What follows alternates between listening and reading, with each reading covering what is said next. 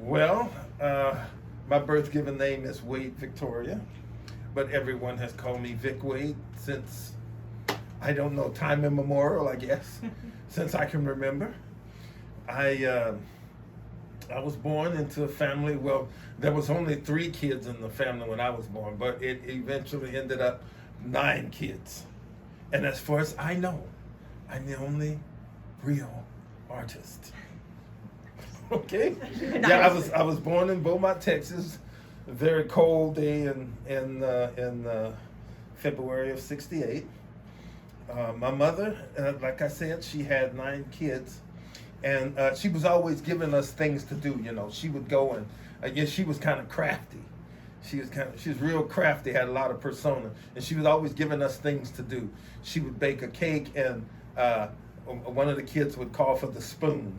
I want to lick the dough off the spoon. One of the kids would call for the bowl.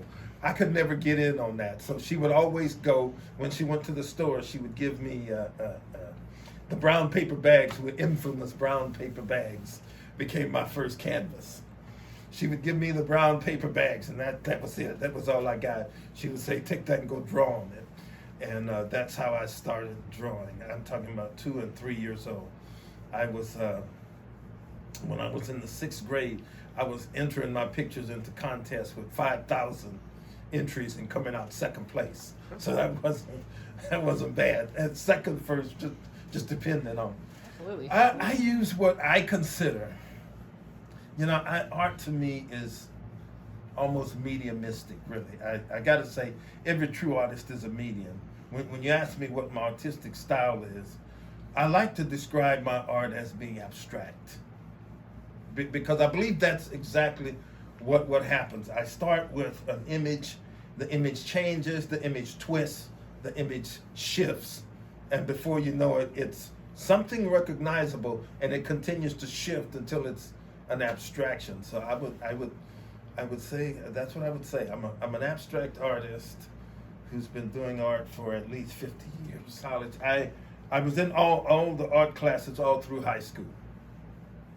And in fact, I had art teachers who I now believe, now that I'm an adult and I can think about it on my own. See, the art teachers never think that their students are going to grow up to be adults, and they might remember some of this stuff. But I had art teachers who were actually, I don't want to use the word jealous, but I think I should. But I had art teachers who acted like they didn't like me because my work was so good. I was always at the front of the class with my art. I was always what they thought a better artist than everyone else. And teachers like for everybody to be on the same level. You know, I mean, the teachers aren't, or at least when I was coming up, at least to me, it didn't seem like they didn't want prodigies. That's not what they wanted. They wanted somebody who was teachable. And by the time I got to the 5th grade, I mean, I could do artwork. My mother and dad, and when I left, I spent 8 years in the military. And when I left home, I left my stuff home. After basic training, I went back and tried to get my stuff and bring it here.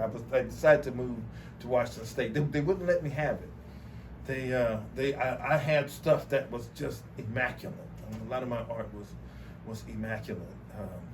So you know, you talk formal training. Not really. I never went to college for. I never thought I had to. I've always thought that would mess me up if I went to college. And I shouldn't say that. And a lot of people won't like me saying that. But I gotta tell you, that's how I feel. Based on what I had, and based on what I knew about art. Now I don't make no mistake about it. You know, you say formal training. That's why I say, what do you mean formal training?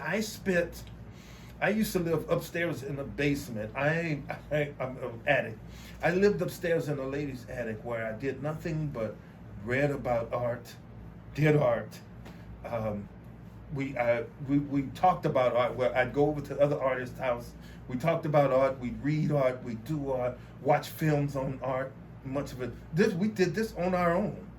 I mean, we educated ourselves about de Kooning, Picasso, Pollock. I mean, we did it. We talked it out. We watched films. We mimicked their styles. We did everything, you know, until we came of age. But well, I had no formal training, so I guess I'd probably have to say no in the formal training as we know formal training.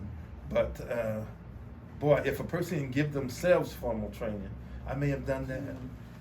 I did it because I wanted to incorporate. I wanted to see what these guys were about. There was a time when artists painted because they were ordered to do so by the Pope. There were times when artists painted because they were ordered to do so by the Medici, by the ruling class. I mean, you had to paint the king. You know, who was going to get who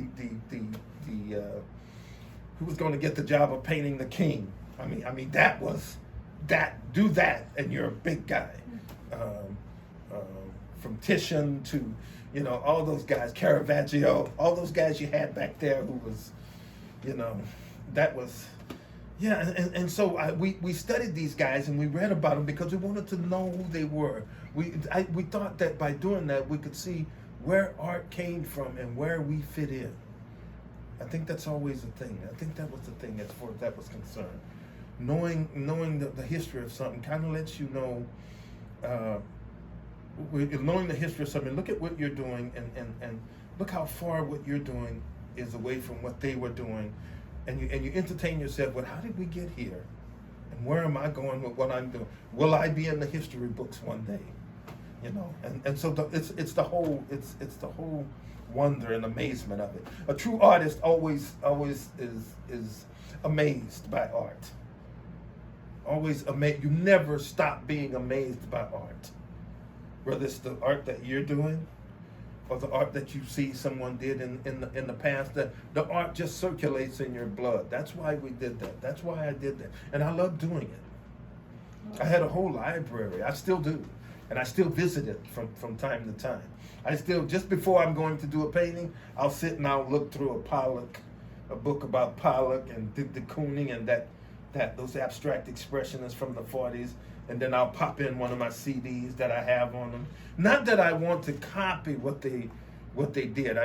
There's a maturity that has taken hold of me now that tells me you can't do that because you stymie yourself. But that it, you know, it gets the blood pumping. So I think that's where all that came from. Recently, look, I bought a book about that thing. It's I'm a big jazz fan. Jazz from the 40s, 30s, 20s, today. I love jazz, and jazz and art just seem to go together to me. It's that culminating perfect marriage. I was recently looking in a book that I purchased off Amazon. It's a big book about jazz, and I came upon a guy playing a saxophone. I think it was Lee Kunitz, and I said, boy, because what it was him playing, but he was playing in a dark room, and the light overhead was red, and his gold saxophone was turning almost pinkish with the red light, and his whole face was bathed in red. And I said, boy, I could paint that if I could.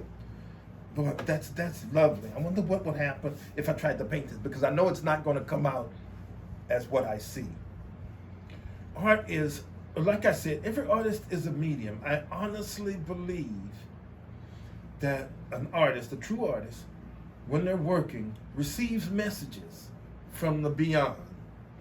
I mean, he can start with his image, like the image I started, the guy playing the saxophone. Then it became something else. I mean, I can't stop my hand from turning it into something else. And many nights right here in this room, I fought. I said, I'm going to win. But here I'm only 54 years old. And art is millions of years old, perhaps. I don't know. But art is very old. And so it's me against this thing that's very old. It's telling me what it wants me to put on the canvas, and I'm trying to put what I see in the book on the canvas. And there's a war going. That's that war Picasso said, art is not intended to decorate apartments. Art is war. I think I see what he's talking about now. It's that war. He said art takes place in the wee hours of the morning.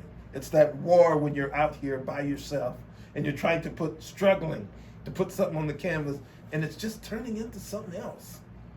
I mean, you know, and so that's you talk about imagery. Imagery to me is, you know, I can start with it, but And when I started doing the picture of the guy painting the saxophone, I had already yielded the picture. I had already yielded the end results long before I ever started the picture. I mean, I told myself, this is not what it's going to come out as. It's just not going to come out as this. But it's going to be fun to see what it comes out as. So imagery to me means everything, but then it means nothing. I mean, it disappears in the whole mediumistic flow of art, I think. So imagery, that's a good question. I could be flipping through a magazine and something will inspire me, but I mean, only for right now. When the picture is over, the image is of no value. I felt like I shouldn't have even looked at it. It never mattered, but it must have mattered some. It must have mattered some, because I mean, it lasted for all of 10 minutes, but and it's 4 feet wide.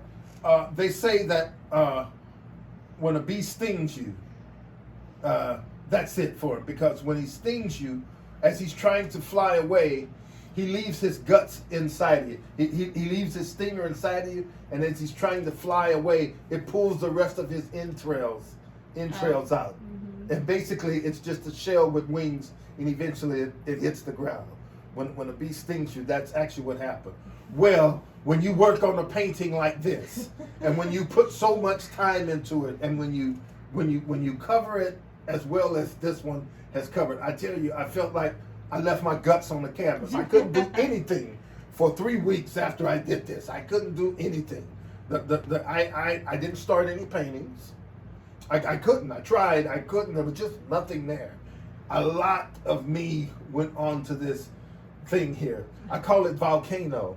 And I was looking at the computer a few days ago, and I came by a picture of the Mirage, a YouTube special about the Mirage. So I clicked on it, and the guy who owns the Mirage casino in Las Vegas, outside there's a huge volcano. There's a huge volcano outside, and they were talking about the volcano and how it was put in, and Steve Wynn, the guy who owns it. And so I decided to send him a letter. I actually decided to write him a hand letter and send him a color copy, 8x10 color copy of this painting right here, telling him that it's for sale and telling him how much it is. And I can't wait to get his reaction. Quite simple. I like to inspire people. I'd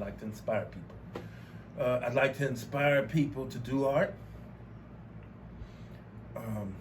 I'd like to inspire people to study art. And I'd like to inspire people just to let art be one of those things that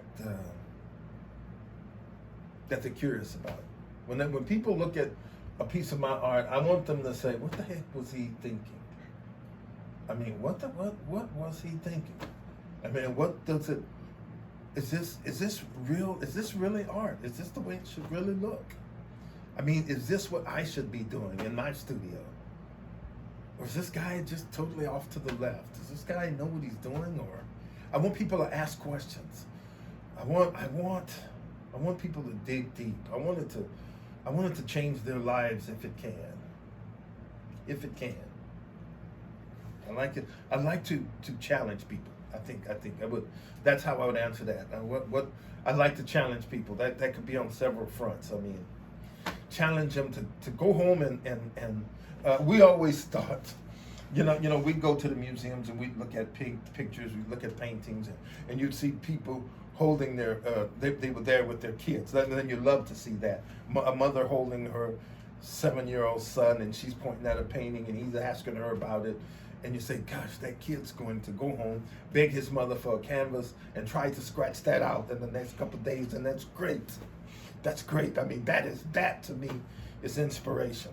That's what I want I want my paintings to inspire people, to go home and grab a blank canvas and try it. Try to do what I did, because I know if they try to do what I did, they're not going to do that, but they're going to do something, and that's going to amaze them. That's worth it. I think that makes painting worth it for me. I love it. When you love it, the anxiety seems to melt. It just seems to melt away. There's something about believing in what you're doing that takes the nervousness and the anxiety and the angst out of it. It really, there is. There's something about loving what you're doing. There's something about knowing that you're doing it the right way because you're not really in control. There's something about being used as an instrument that there's no anxiety for me because when I start painting, I yield myself to the painting. I don't care what it turns out to be. I don't care what color I use. I don't care who likes it. I don't care who hates it. It's just me putting it on the canvas, knowing that what I'm putting on there is what belongs on there because it's not me really doing. I'm being used as an instrument, but it's not really, it's coming through me, not so much from me. And so that eliminates a lot of the anxiety about art to me. I would like to, if I have to get a collective started, me and several other artists, I'd like to I don't care if we can only pay rent on that building for 1 month. Who knows? We might get in there and sell everything and continue to go. I'd like to have that. I don't really have many shows going on right now, but my biggest concentration is on putting rent down on a building and then just opening it and finding one of my friends who have nothing to do during the daytime and sticking them in there and letting them watch the paintings and just kind of going like that. I have a desire I'd like to be showing places anyway. Even if I had my own gallery, I'd like for my stuff to be other places too. I mean, a lot of people don't like that, you know. But my main thrust right now is actually to have my own gallery. The little place like they had in that movie, Guess Who's Coming to Dinner? If you know, I love that. I love that movie because I love that nice little gallery that Captain Hepburn runs. You know, I love it. I'd like to have something like that. So right now, barring the show that I have here, I'm working on some shows, but right now nowhere. But I'm not so big on that because I can tell you, my main thrust is to have my own little gallery at first, then grow it and grow it and grow it and grow it, you know. And if we can't always sell originals, we can sell reproductions, we can sell posters, we can sell, just have fun, just selling art.